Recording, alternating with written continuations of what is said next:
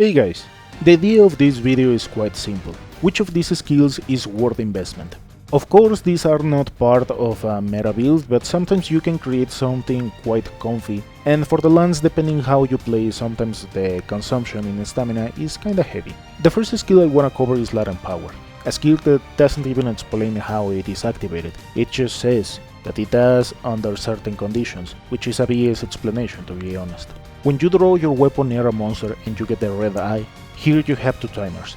The first one, let's say, you just draw your weapon but do not connect any hit, then it's going to take around 2 minutes with 48 seconds, and it's going to last for around 2 minutes. However, if you draw your weapon and attack the monster, it's going to take around 1 minute with 35 seconds, but even if you keep on attacking the monster, this skill is going to last for the same amount of time, 2 minutes.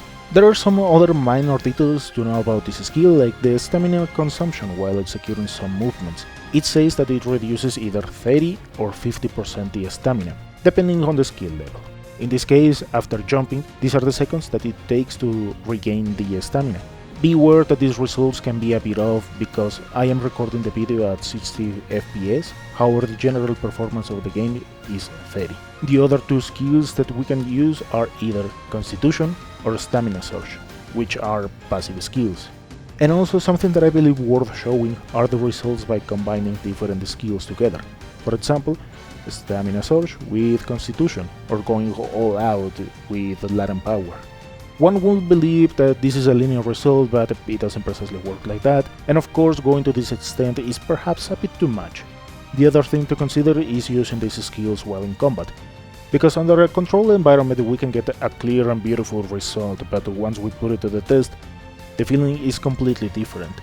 In mind of a speedrunner, these skills do not accomplish anything whatsoever, because even when you have a really low stamina, you can still spam attacks like Leaping Thrust, in case you're using the lance.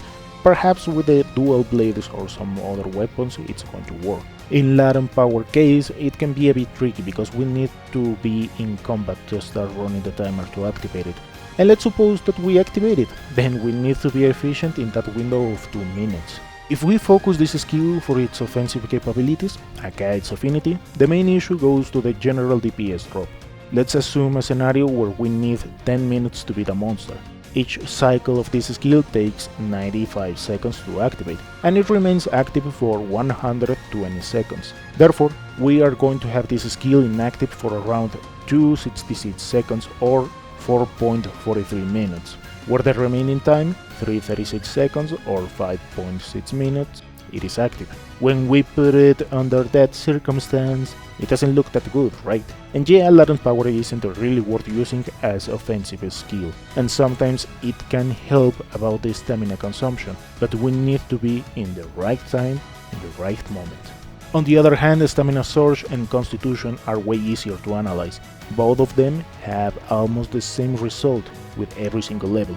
And most importantly, they are going to be active all the time. Is it worth investing in them? At certain extent, yeah, if you are not using a complete meta build where you can patch with a charm.